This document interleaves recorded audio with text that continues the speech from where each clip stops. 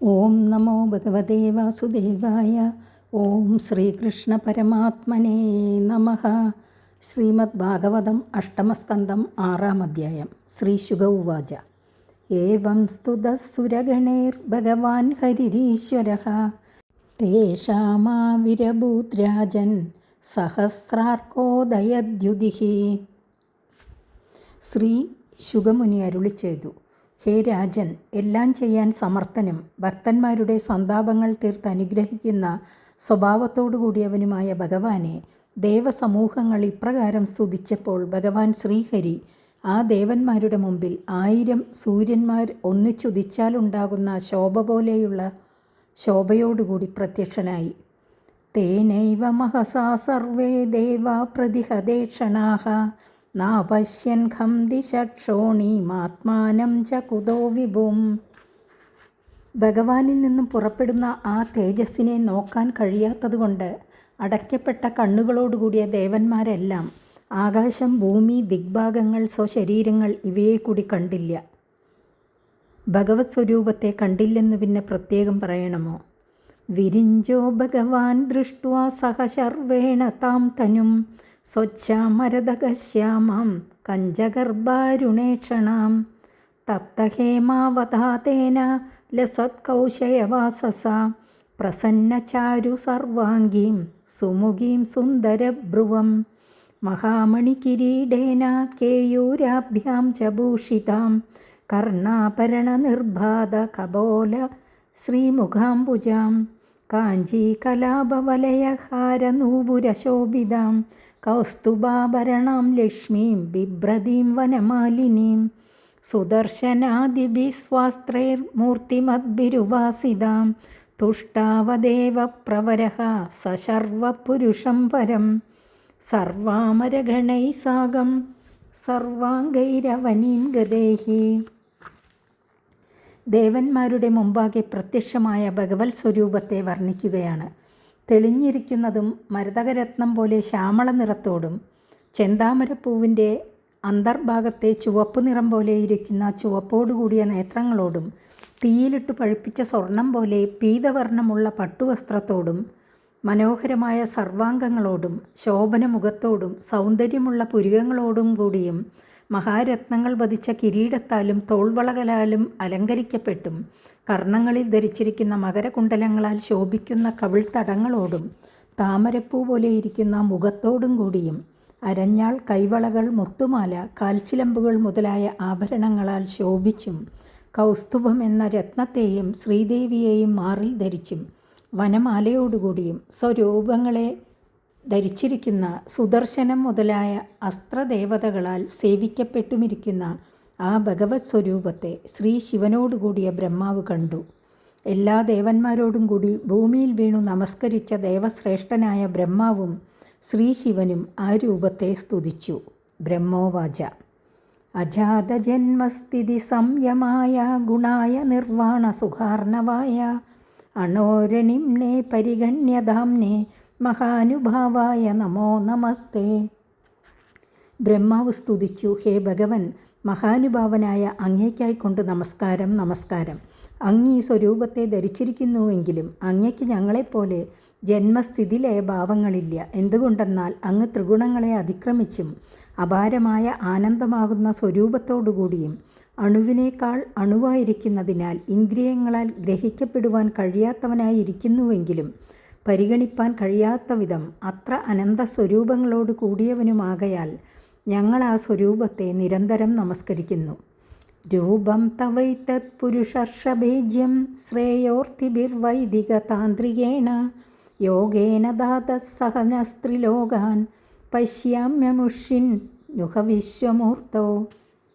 ഹേ പുരുഷോത്തമ, ഹേ സകലത്തിൻ്റെയും സ്രഷ്ടാവായുള്ളോനെ, അങ്ങയുടെ ഈ രൂപം ധർമാർത്ഥ കാമമോക്ഷ രൂപങ്ങളായ ശ്രേയസ്സുകളെ ആഗ്രഹിക്കുന്നവരാൽ വേദങ്ങളിലും തന്ത്രങ്ങളിലും നിശ്ചയിച്ചിരിക്കുന്ന ഉപായങ്ങളെ ആശ്രയിച്ചിട്ട് സർവദാ പൂജിക്കപ്പെടുവാൻ യോഗ്യമാകയാൽ ഇന്നുണ്ടായതല്ല, എന്നുമുള്ളതാകുന്നു. പരിച്ഛിന്നമായിട്ട് കാണപ്പെടുന്നുവെങ്കിലും ഇത് അപരിച്ഛിന്നവുമാകുന്നു. എന്തുകൊണ്ടെന്നാൽ ഈ രൂപത്തിൽ ലോകങ്ങളെല്ലാം അടങ്ങിയിരിക്കുന്നു. 3 ലോകങ്ങളെയും ഞങ്ങളെയും ഈ സ്വരൂപത്തിൽ ഞാൻ കാണുന്നു.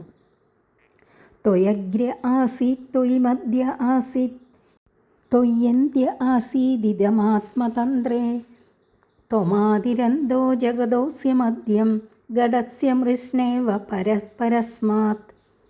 കാണപ്പെടുന്ന ഈ ലോകം ആദിയിലും മധ്യത്തിലും അവസാനത്തിലും സ്വതന്ത്രനായ അങ്ങയിലിരിക്കുന്നു. കുടത്തിൻ്റെ ആദി മധ്യാന്താവസാനങ്ങളെല്ലാം മണ്ണായിരിക്കുന്നത് പോലെ ഈ ലോകത്തിൻ്റെയും ആദി മധ്യാന്താവസാനം അങ്ങുതന്നെ. ഈ ലോകത്തിൻ്റെ നിമിത്ത കാരണം മാത്രമല്ല, ഉപാദാന കാരണവും അങ്ങാകുന്നു. ത്വം മായയാത്മാശ്രയയാ സ്വയേദം നിർമായ വിശ്വം തദനുപ്രവിഷ്ടഃ പശ്യന്തി യുക്താ മനസാ മനീഷിണോ ഗുണം വ്യവായേപ്യ ഗുണം വിഭശ്ചിതഃ. അങ്ങ് സ്വാധീനയും സ്വാശ്രയിയുമായ മായ കൊണ്ട് വിശ്വത്തെ നിർമ്മിച്ച ശേഷം അതിൽ അന്തര്യാമിയായിട്ട് പ്രവേശിച്ചിരിക്കുന്നു.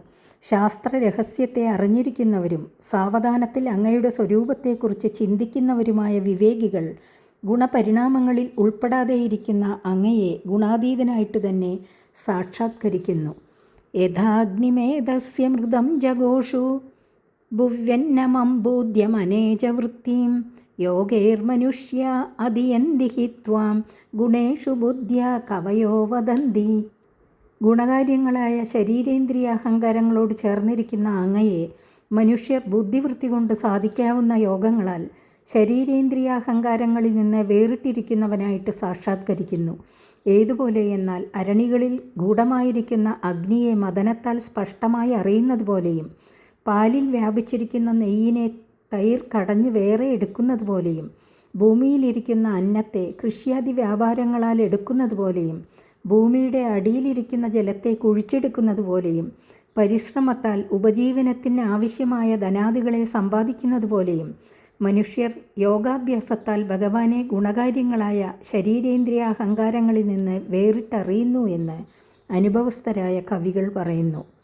തം ത്വാം വയം നാദ സമുജ്ജിഹാനം സരോജനാഭാതി ചിരേപ്സിതാർത്ഥം ദൃഷ്ട്വാ ഗദാ നിർവൃതി മധ്യ സർവേ ഗജാതവാർത്ത ഇവ ഗാംഗമംബഹ.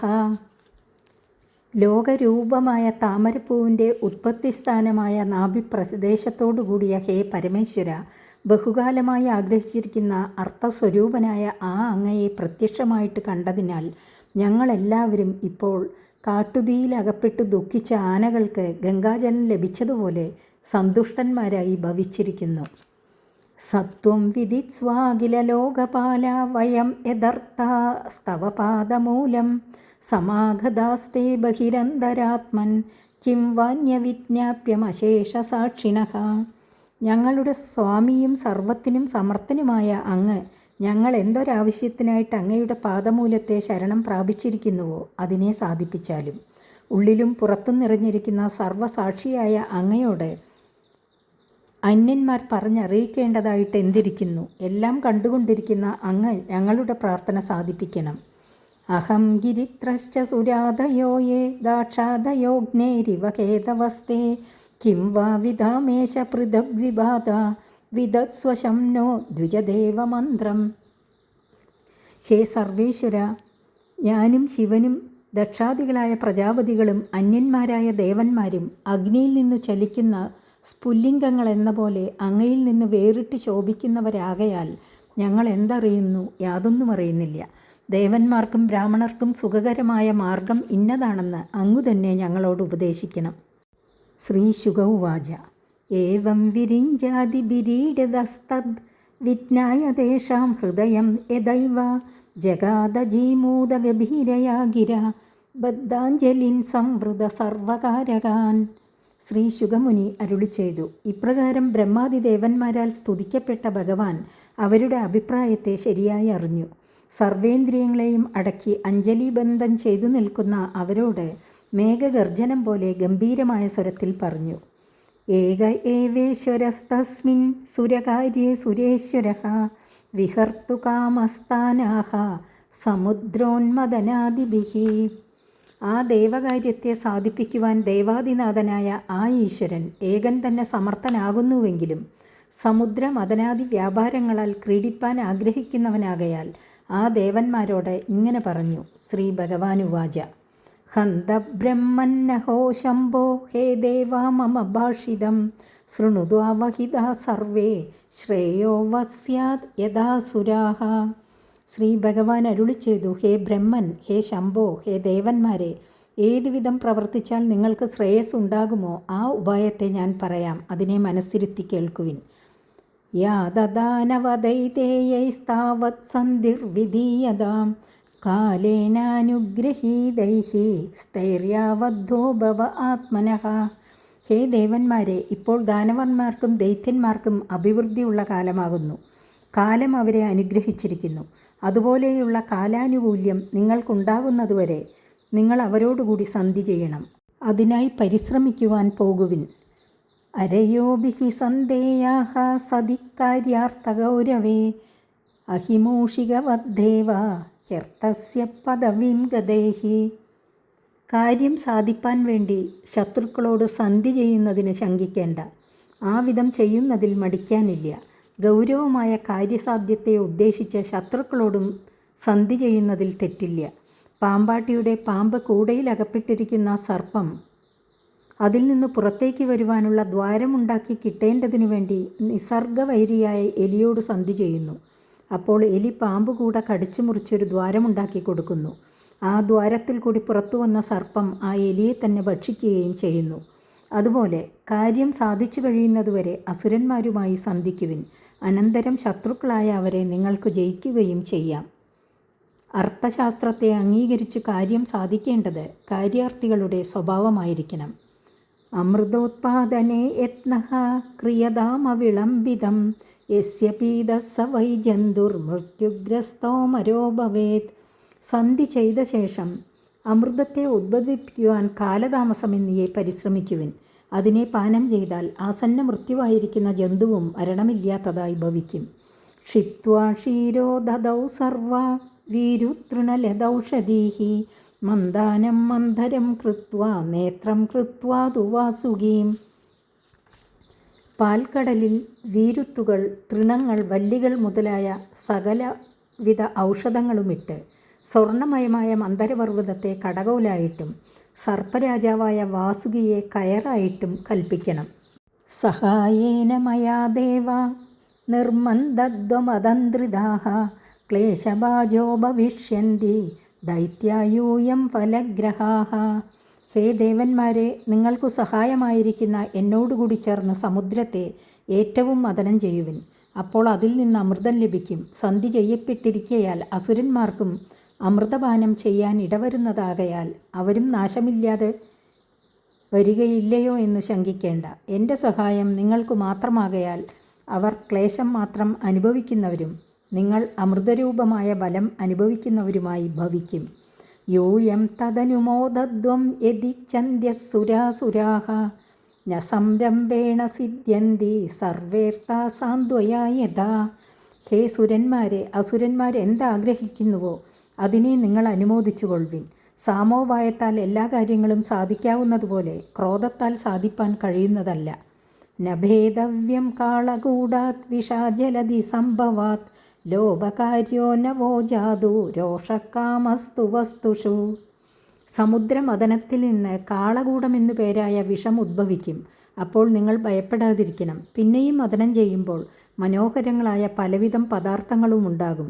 അവയിൽ നിങ്ങൾക്ക് ലോഭമോ കാമമോ ഉണ്ടാകരുത്. അവയെ ഗ്രഹിക്കുന്നവരിൽ ക്രോധം ഉണ്ടാകാതിരിക്കണം. ശ്രീ ശുക ഉവാച. ഇതി ദേവാൻ സമാദിശ്യ ഭഗവാൻ പുരുഷോത്തമഃ തേഷാമന്തർദദേ രാജൻ സ്വച്ഛന്ദഗതിരീശ്വരഃ. ശ്രീ ശുകമുനി അരുളി ചെയ്തു, ഹേ രാജൻ, സ്വേച്ഛാനുസരണം പ്രവർത്തിപ്പാൻ ശക്തനും 6 ഗുണങ്ങളുടെ പൂർത്തിയോടുകൂടിയവനുമായ പുരുഷോത്തമൻ ഇപ്രകാരം ദേവന്മാരോട് ഉപദേശിച്ച ശേഷം അവർ കണ്ടുകൊണ്ടിരിക്കെ മറയുകയും ചെയ്തു. അധത്തസ്മൈ ഭഗവതേ നമസ്കൃത്യ പിതാമഹഃ ഭവശ്ച ജഗ്മധു സ്വം സ്വം ധാമോപേയുർബലീം സുരാഃ. അതിൻ്റെ ശേഷം ബ്രഹ്മാവും ശിവനും അവിടെ അന്തർധാനം ചെയ്ത ഭഗവാനായിക്കൊണ്ട് നമസ്കരിച്ചിട്ട് അവരുടെ സ്ഥാനത്തെ പ്രാപിച്ചു. ദേവന്മാരാകട്ടെ മഹാബലിയുടെ അരികത്തേക്കും പോയി. ദൃഷ്ട്വാരീനപ്യസംയത്താൻ ജാതക്ഷോഭാൻ സ്വനായകാൻ നിഷേധദൈത്യരാട് ശ്ലോക്യഃ സന്ധി വിഗ്രഹ കാലവിത്. യുദ്ധക്കോപ്പുകളൊന്നും കൂടാതെയാണ് വരുന്നതെങ്കിലും ശത്രുക്കളായ ദേവന്മാരെ കണ്ടപ്പോൾ യുദ്ധത്തിനായി ഉത്സാഹിച്ച് പുറപ്പെടുന്ന തൻ്റെ സേനാധിപന്മാരെ സ്തുതിപ്പാൻ തക്ക യോഗ്യനും യുദ്ധത്തിനും സന്ധിക്കുമുള്ള സമുചിതാവസരത്തെ നന്നായി അറിയുന്നവനുമായ അസുരാധിപൻ മഹാബലി അരുതെന്ന് പറഞ്ഞു വിലക്കി. തേ വൈരോജനിമാസീനം ഗുപ്തം ചാസുരയൂതവൈഃ ശ്രിയാ പരമയാ ജുഷ്ടം ജിതാശേഷമുപാഗമൻ. ത്രിലോകത്തെയും ജയിച്ചും സർവോത്കൃഷ്ടമായ സമ്പത്തിനെ സ്വീകരിച്ചും അസുര സൈന്യാധിപന്മാരാൽ സംരക്ഷിക്കപ്പെട്ടുകൊണ്ടും സിംഹാസനത്തിലിരിക്കുന്ന മഹാബലിയുടെ സമീപത്തിൽ ദേവന്മാർ പ്രവേശിച്ചു. മഹേന്ദ്രശ്ലക്ഷണയാ വാചാ സാന്തയിത്വാ മഹാമതിഃ അഭ്യഭാഷത തത്സർവം ശിക്ഷിതം പുരുഷോത്തമാത്.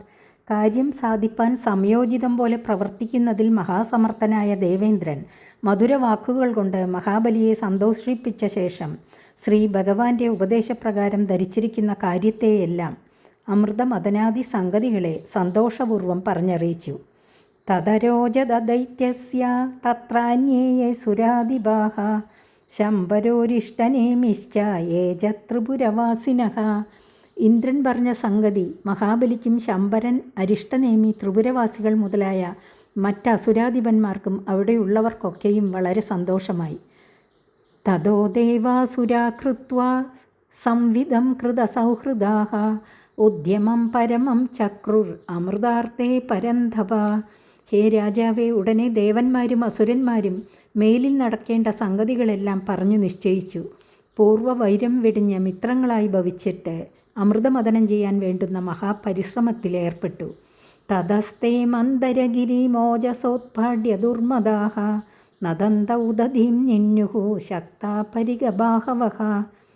പരിഗം പോലെയിരിക്കുന്ന കൈകളോടുകൂടിയവരും ബലശാലികളും ദുർമതമുള്ളവരുമായ അവർ ഒത്തൊരുമിച്ച് മന്ദരപർവ്വതം മൂലത്തോടുകൂടി പുഴക്കിയിട്ട് കോലാഹല ശബ്ദം പുറപ്പെടുവിച്ചും കൊണ്ട് സമുദ്രത്തിലേക്ക് കൊണ്ടുപോവാനായി പരിശ്രമിച്ചു.